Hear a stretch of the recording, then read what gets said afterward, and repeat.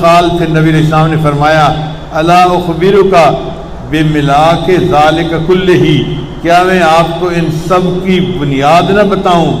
قلت بلا، میں نے کہا اے اللہ ضرور بتائیے۔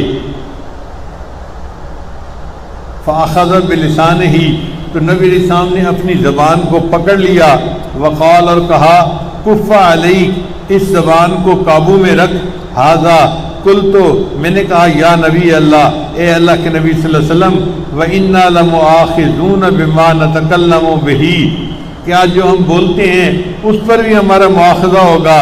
فقال، نبی علیہ السلام نے فرمایا ثقلت کا امک، تیری ماں تجھے روئے، وَهَلْ يَكُبُّ النَّاسُ عَلَى وُجُوهِهِمْ، اور لوگ جو اوندے منہ قیامت کے دن اپنے جو ہے وہ اوندے منہ گرے ہوئے ہوں گے، او قال علی مناخرہم، یا اپنی ٹھوڑیوں کے بل گرے ہوئے ہوں گے، الا حصائد السنتہم، وہ ان کی اپنی زبان کی کھیتی تو ہوگی، یعنی زبان کے اعمال کی وجہ سے قیامت کے دن اپنے ٹھوڑیوں کے بل اور اپنے جو ہے وہ چہرے کے بل گرے ہوئے ہوں گے، زبان کے بولنے کی وجہ سے ان کو وہاں یہ عذاب ہوگا۔ اور آج ہم زبان سے کیا بول رہے ہیں کیا نہیں بول رہے اس کی طرف دھیان ہی نہیں دیتے۔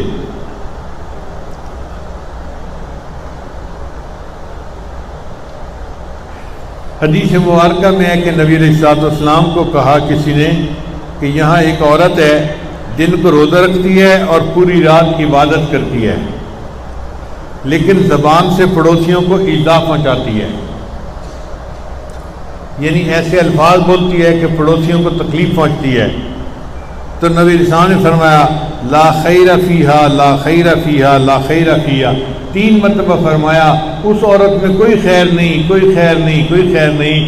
وہ دن میں روزہ رکھتی تھی، رات کو تہجد پڑھتی تھی، لیکن چونکہ دوسرے لوگوں کو زبان سے تکلیف پہنچاتی تھی، نبی علیہ السلام نے فرمایا اس میں کوئی خیر نہیں ہے۔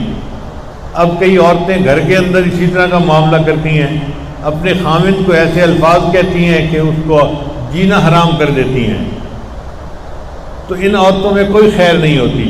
یا ایسی بات کہتی ہیں کہ گھر کی دوسری عورتوں کا جینا حرام ہو جاتا ہے، ساس بہو کو کہتی ہے، بہو ساس کے بارے میں بات کرتی ہے۔ یہ زبان چھوٹی سی ہے لیکن انسان کو بہت بڑے بڑے جرائم کا ارتکاب کروا دیتی ہے۔ ہمارے اکابر نے فرمایا کہ جرمہ صغیر، اس کا جسم تو چھوٹا سا ہے، وہ جرمہ کبیر، مگر اس کا جرم بہت بڑا ہوتا ہے۔ اب جو بندے شرک کرتے ہیں وہ اسی زبان سے کرتے ہیں نا، کفر کرتے ہیں اسی زبان سے کرتے ہیں، اس لیے زبان کو ذرا سمجھداری سے ہلانا چاہیے۔ سب سے بہتر تو یہ ہے کہ انسان چپ ہی رہے۔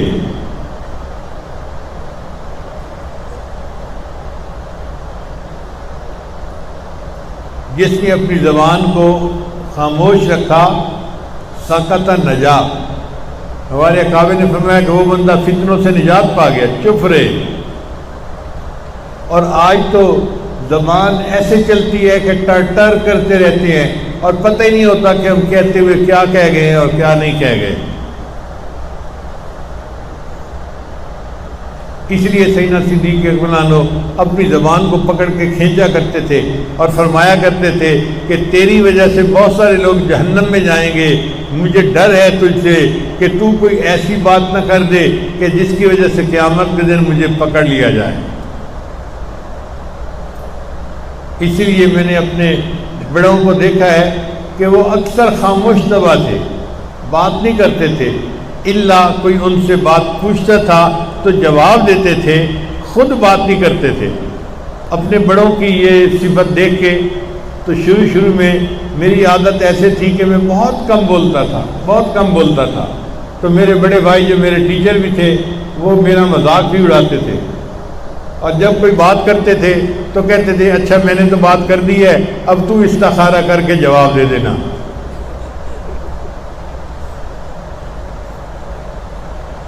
یہ کئی مرتبہ وہ بات کرتے تھے تو میں خاموش بیٹھا ہوتا تھا، اور امی بھی ساتھ ہوتی تھی تو امی کو کہتے تھے امی میں نے بات کر دی ہے، اب یہ استخارہ کر لے پھر یہ بھی جواب دے دے گا۔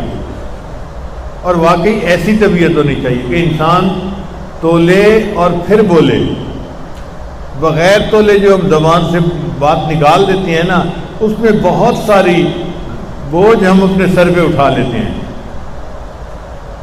تو اللہ تعالیٰ ہمیں چپ کا مزہ لینے کی توفیق عطا فرما دے۔ آج تو بولنے کا مزہ ہم جانتے ہیں، چپ کا مزہ نہیں جانتے۔ چپ کا اپنا مزہ ہے، اور جس کو وہ آ جاتا ہے اس کو بولنا مصیبت نظر آتا ہے۔